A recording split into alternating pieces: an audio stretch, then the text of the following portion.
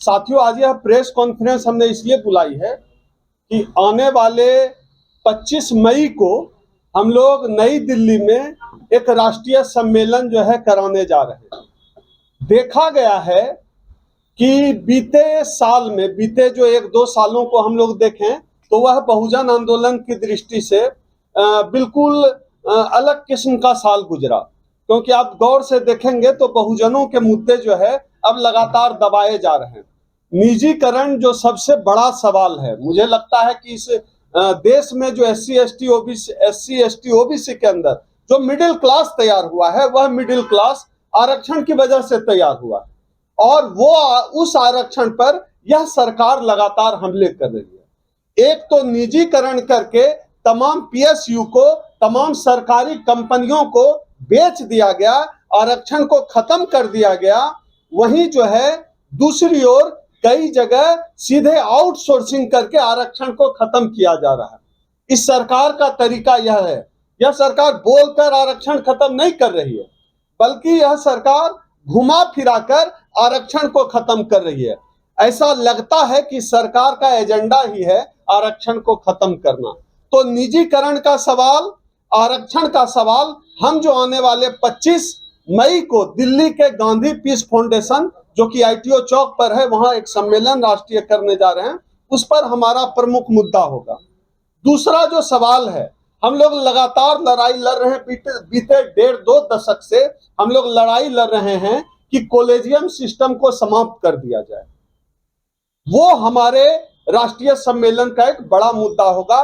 Collegium system समाप्त हो, Indian judicial committee का गठन होना चाहिए और जजों की जो नियुक्ति है वो नियुक्ति परीक्षा के आधार पर होनी चाहिए, न कि नियुक्ति इस आधार पर होनी चाहिए कि किसी के बाप दादा फलाना जाति के हैं, फलाना जाति में पैदा हो गए, उनके बाप दादा जज थे तो जज बने। तो हम लोग चाहते हैं कि हाई कोर्ट में, सुप्रीम कोर्ट में सभी जाति के लोगों को मौका मिले। इसके लिए कॉलेजियम सिस्टम समाप्त हो और इंडियन जुडिशियल कमीशन का गठन किया जाए।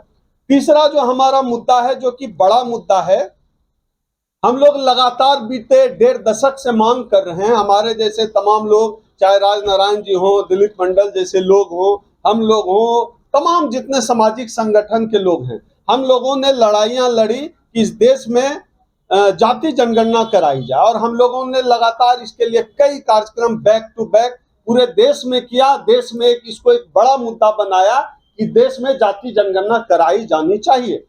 सामाजिक संगठनों के दबाव में 2024 के लोकसभा चुनाव में यह मुद्दा राजनीतिक मुद्दा बना, खासतौर पे जब राहुल गांधी ने इस मुद्दे को चुनाव में उठाया, जाति जनगणना का मुद्दा राजनीतिक मुद्दा बन गया। मैं एक सामाजिक कार्यकर्ता के हैसियत से यह मानता हूं कि जब तक किसी भी मुद्दे का राजनीतिकरण ना हो, तब तक उस मुद्दे का समाधान नहीं हो सकता है। और 2024 में जाति जनगणना का मुद्दा का राजनीतिकरण हुआ और इस सरकार, भारतीय जनता पार्टी की सरकार, जो लगातार जाति जनगणना के खिलाफ है, इस सरकार ने जो है जाति जनगणना कराने की घोषणा की। लेकिन इस सरकार ने नीतिगत तौर पर घोषणा कर दी है, लेकिन कुछ सवाल खड़े होते हैं।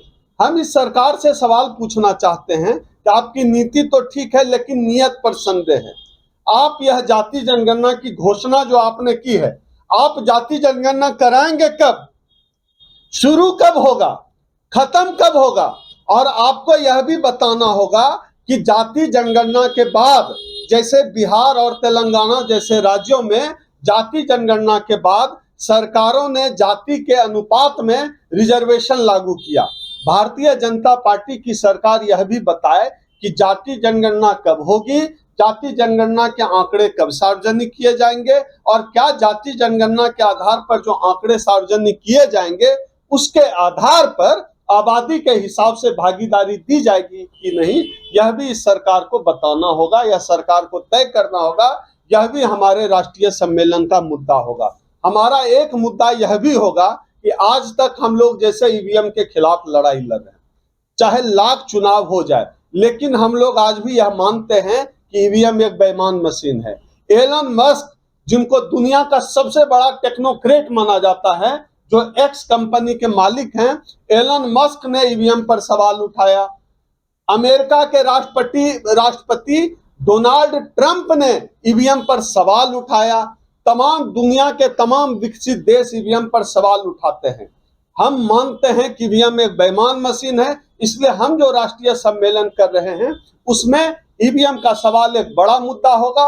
और हमारी जो मांग है, देशव्यापी मांग है कि चुनाव इस देश में ईवीएम से नहीं बैलेट पेपर से होना चाहिए। हम इस मांग को भी अपने राष्ट्रीय सम्मेलन में रखने का काम करेंगे। आजादी के साढ़े 7 दशक की बात सब करते हैं, सब तमाम राजनीतिक दल करते हैं, तमाम सामाजिक संगठन करते हैं, हमारी सरकार तो विश्व गुरु का भी दावा करती है। लेकिन आजादी के साढ़े 7 दशक बाद भी क्या इस देश के दलितों को सच्ची आजादी मिली है?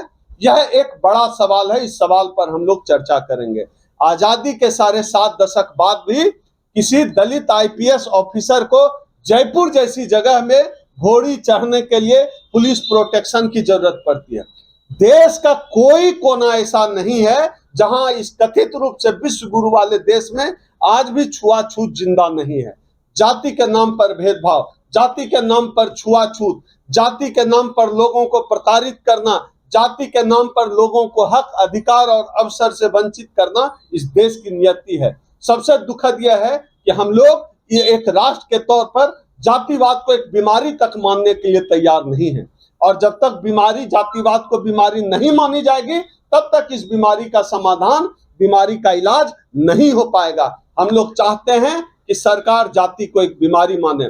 साथ ही साथ इस राष्ट्रीय सम्मेलन में हम लोग अपने कार्यकारी अध्यक्ष जी से भी चर्चा हो रही थी, डॉक्टर विनोद कुमार जी से।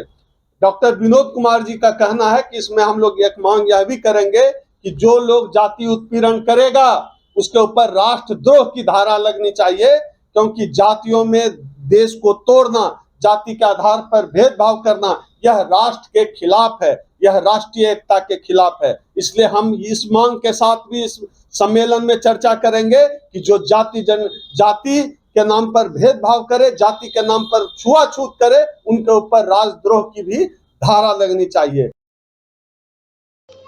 एनसीआर करंट न्यूज़ को सब्सक्राइब करें और नोटिफिकेशन सबसे पहले पाने के लिए दबाएं बेल आइकॉन।